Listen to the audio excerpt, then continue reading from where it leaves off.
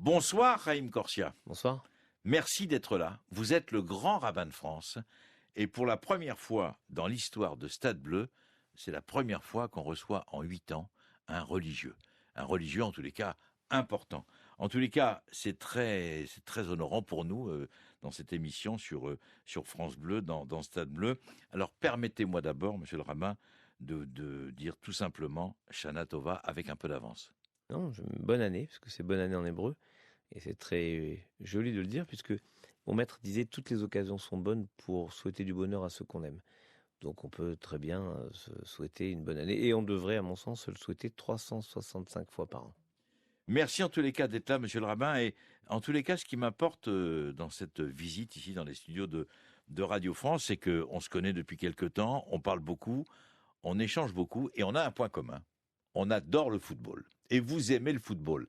Alors, permettez-moi d'abord de vous demander comment vous êtes venu cette passion pour le football. En jouant. En jouant. C'est-à-dire, c'est quoi votre histoire? Comme tout le monde, je tapais la balle en bas de l'immeuble chez moi, où j'habitais dans le 94, à Orly. Et puis c'est les rencontres, c'est le groupe humain qui fait que on avance ensemble, on passe des championnats. Moi, j'étais tellement, oui, football, que je jouais qu'il pleuve, qu'il neige, qu'il vente. Donc ça limite les gens capables de s'astreindre en toute occasion, pendant les vacances, tout le temps, à jouer. Puis comme j'ai jamais eu l'obsession de marquer les buts, mais j'étais plutôt demi-défensif, moi, mon héros, c'était Dominique Battenet. Oui. Enfin, j'avais deux héros, Dominique Battenet, et puis le héros absolu, qui était évidemment Johan Cruyff. Donc c'est toujours un poste plus en retrait, donc j'ai pu jouer assez longtemps. Et puis ça a toujours été un pont. Pour moi, le football, c'est un pont entre les personnes qui, à un moment, vibrent ensemble. Il faut aller dans un stade pour comprendre à quel point on peut vibrer ensemble, et il faut jouer dans une équipe pour savoir à quel point on peut aussi vibrer ensemble entre 11 personnes.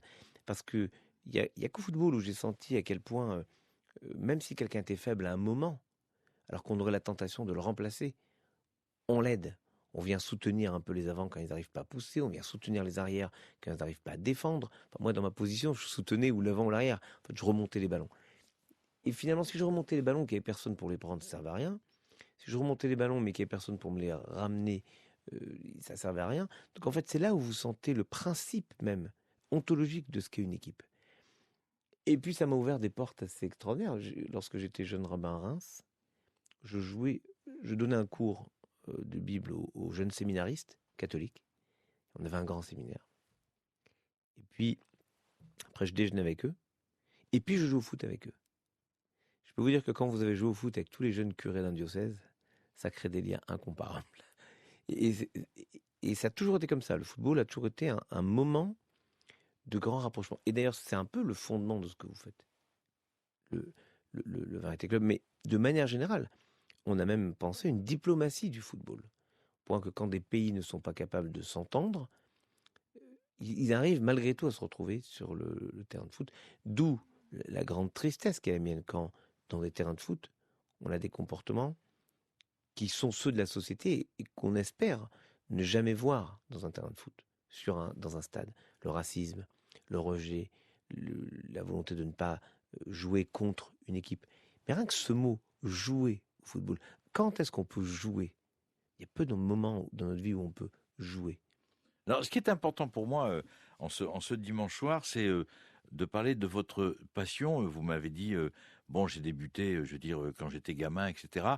Mais par exemple, dans la famille Corsia, est-ce qu'ils étaient tous fondus de football? Est-ce que votre père aimait le football? Ou c'est venu presque Non, naturellement? c'est venu par l'environnement, mais ce qui est ma grande fierté, c'est que mon fils joue, qui a 12 ans et demi, il joue. Il joue comme maintenant, c'est des trucs que moi je comprends pas. Moi, à mon époque, on se battait pour envoyer le ballon, transmettre le ballon. Eux, ils font du freestyle, c'est-à-dire, il aime jongler, il fait des trucs incompréhensibles pour moi. Il danse avec le ballon plus que je, mais il fait des choses que je n'arrivais même pas à faire. Et je suis heureux de partager ça avec lui, parce que quand je le vois connaître le moindre joueur de la moindre équipe, du moindre championnat, je me revois avec mes vignettes Panini comme tout le monde, où on collectionnait Laval, Kérusoré, vous voyez, ce genre de joueurs que tout le monde, des entraîneurs que tout le monde a oublié. Mais lui, il a cette passion aussi dans la connaissance. Et je trouve qu'il y a vraiment quelque chose qu'on transmet. Vous avez des idoles. Vous avez des idoles aussi. Vous Alors m'avez c'est parlé de bizarre. Dominique Battenet. C'est Il y a bizarre d'avoir peut-être des Michel. idoles pour une religion, mais Oui, mais oui, c'est non. vrai. Mais vous avez raison. Ce sont des Pourquoi le grand rabbin de France n'aurait pas des joueurs Oui, qu'il admire, qu'il adore, etc. voilà, que j'admire. Alors le mot idole est peut-être un peu fort, mais bien sûr que c'est comme ça que j'ai toujours vécu quand j'étais jeune. Mais quand je vous ai parlé de Johan Cruyff, qu'est-ce que j'admirais chez cet homme? C'est pas uniquement cette technicité, c'est comment il a amené son équipe à réussir des choses incroyables, ses équipes, que ce soit l'Ajax, puis plus tard Barcelone ou l'équipe de Hollande. Et son drame, c'est que finalement, l- celui qui est pour moi l'un des plus grands joueurs qu'il ait pu avoir, n'a jamais gagné la Coupe du Monde. Et c'est souvent le lot de joueurs extraordinaires. Mais lui, il avait quelque chose d'incroyable. C'est que quand on a mesuré le temps où les personnes gardent un ballon sur le terrain, il a explosé tous les compteurs. Tous les ballons passaient par lui. Tous. Je crois qu'il gardait le ballon plus de 7 minutes dans un match, ce qui est énormissime en termes de contact. Et puis d'autres, c'était la grande époque, cette époque, mais des joueurs français, Platini évidemment, Platini c'était le génie, l'intelligence du jeu. Et c'est peut-être ces joueurs-là qui marquent, des joueurs qui sont capables de sortir de leurs conditions de frappeurs de ballon. Des frappeurs de ballon de génie, on en trouve, mais je ne veux pas commencer à faire un top 50, mais enfin, personne ne sera impressionné par ce qu'apportera à la société, je ne sais pas moi, tel ou tel joueur qui a réussi à marquer des buts incroyables. En revanche, quelqu'un qui arrive à fédérer autour de lui une équipe, voire un pays, ça c'est quelque chose de différent. Et ce qu'a apporté, par exemple, l'équipe de France en 98 au pays, c'est quelque chose que seul le football pouvait apporter. Parce qu'il y a une sorte d'identification euh, à ce chemin, à cette difficulté, puis à cette victoire. Donc, tout ce principe de résilience. Une seule personne, d'ailleurs, a gâché ce moment. Une seule. Et là, c'est le religieux, d'une certaine manière, qui parle.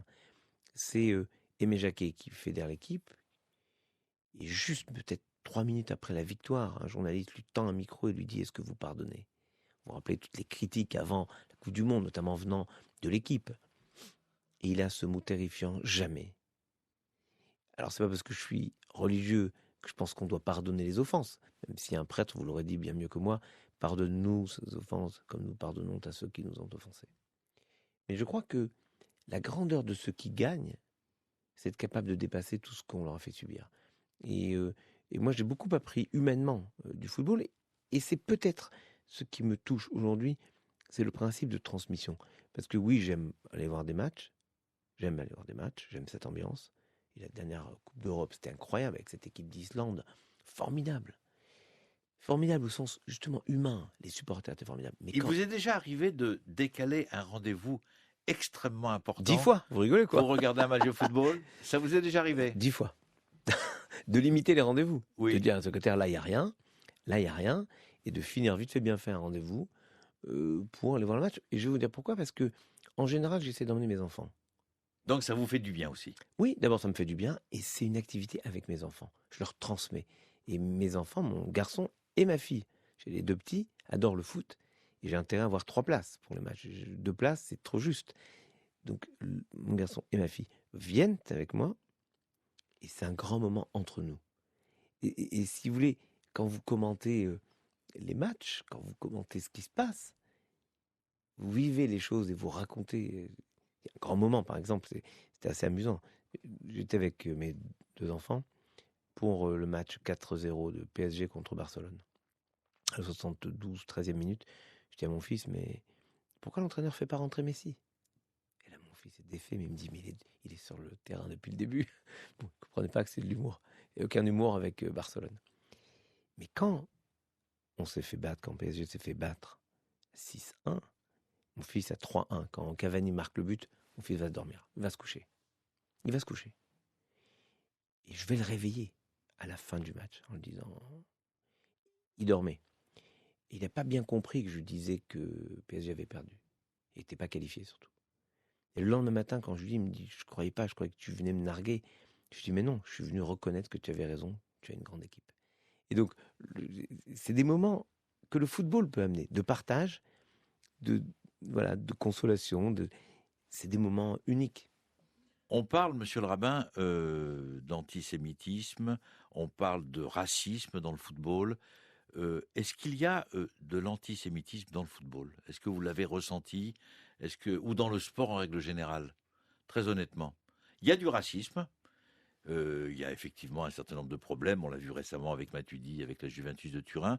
Est-ce que vous... Balotelli a subi des choses Balotelli est inadmissibles. inadmissible. Justement, je voulais Des avoir cris un de peu... singe, des bananes jetées. Voilà. C'est une honte Moi, pour le football. Et moi, je pense qu'on devrait être très sévère pour les terrains parce qu'on se connaît à peu près les gens qui font ça. Et je pense qu'il y a autre chose que du fair play.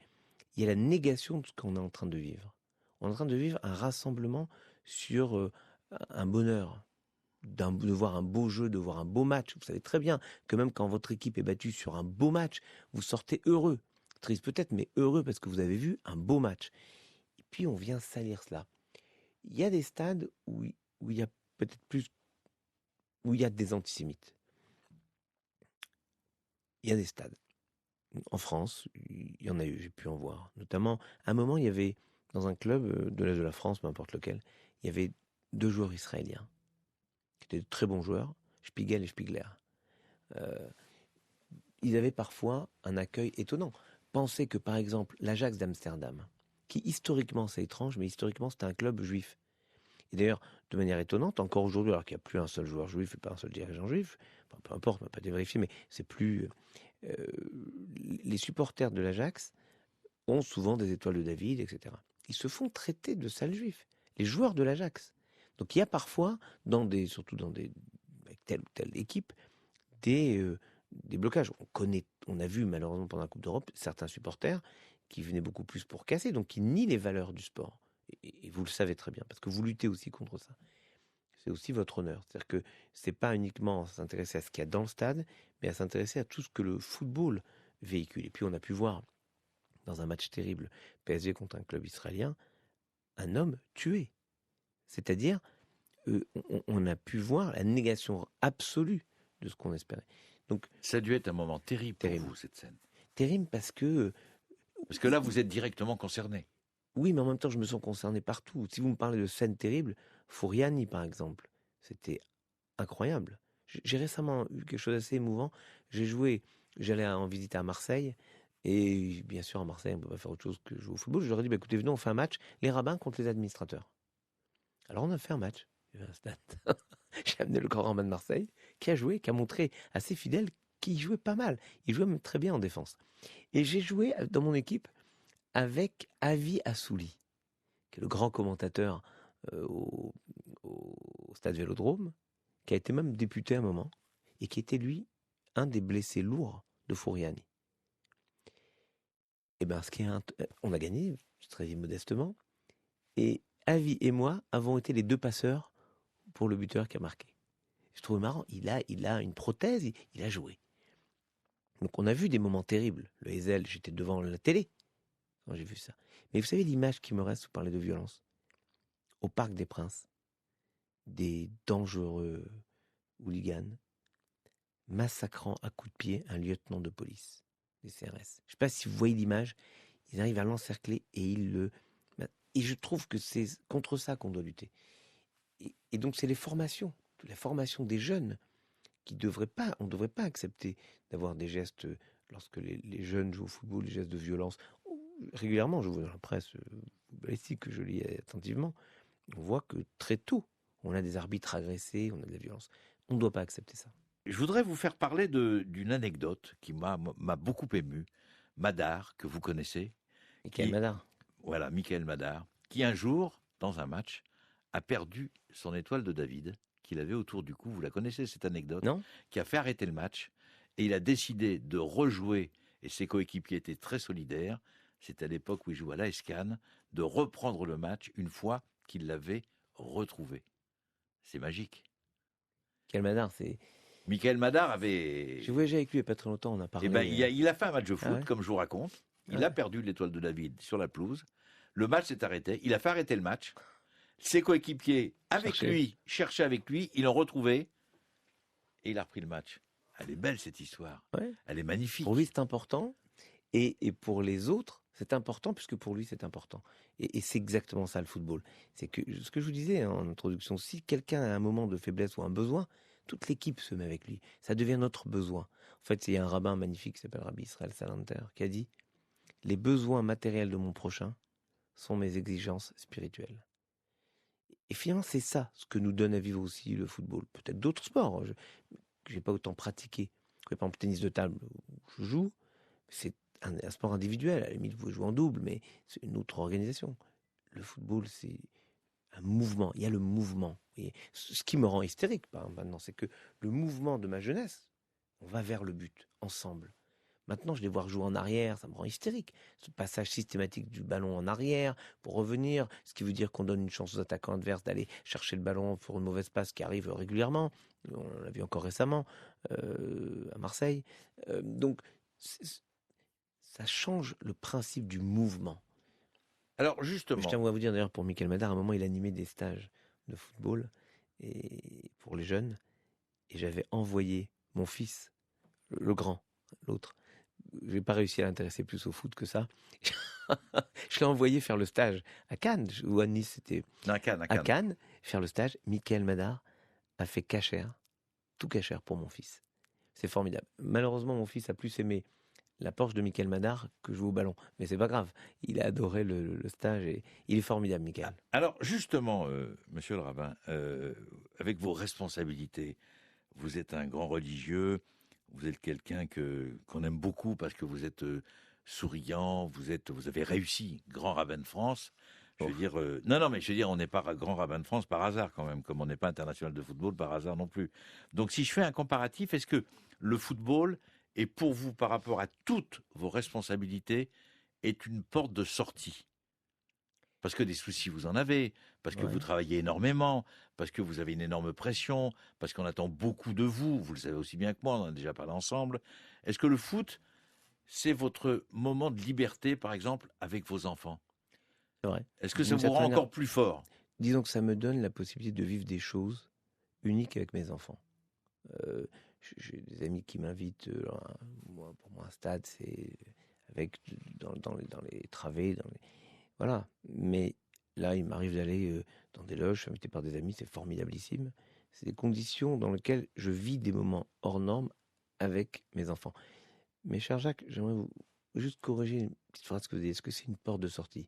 Le Non, quand foot, je dis c'est une oui, porte de sortie, non, pour c'est pas moi, du tout non, non, non, péjoratif. non, Est-ce non, que je comprends. ça vous rend plus fort? Ça, Parce que c'est vous vous sûr. êtes lavé la tête Oui, pendant 90 oui, minutes et pas oui, pensé à vos problèmes, je exactement. dirais, à votre fonction. Parce que Oui, mais en même grand temps, rabbin c'est... de France, c'est pas n'importe quoi quand même. Non, Vous mais le c'est... savez. Oui, mais c'est en même temps faire peu cas du football parce que je ne veux pas utiliser le football que comme un dérivatif. C'est pour moi quelque chose d'important. C'est-à-dire que quand des gens sont capables de se réunir à 80 000 dans un stade pour espérer quelque chose ensemble, alors on peut encore espérer de la société. Et la seule chose que je voulais corriger, c'est que pour moi, c'est pas la porte de sortie, c'est la porte d'entrée. Le football m'a appris la notion d'effort. Et vous, qui êtes peut-être celui qui fait aimer le plus le football en France parce que vous le vivez, vous vibrez football. Vous savez à quel point le football est une école d'effort et d'humanité. Et c'est peut-être ce qu'on a la chance de vivre dans nos stades ou ce qu'on aimerait pouvoir vivre dans nos stades. En tout cas, on espère le vivre dans la prochaine Coupe du Monde.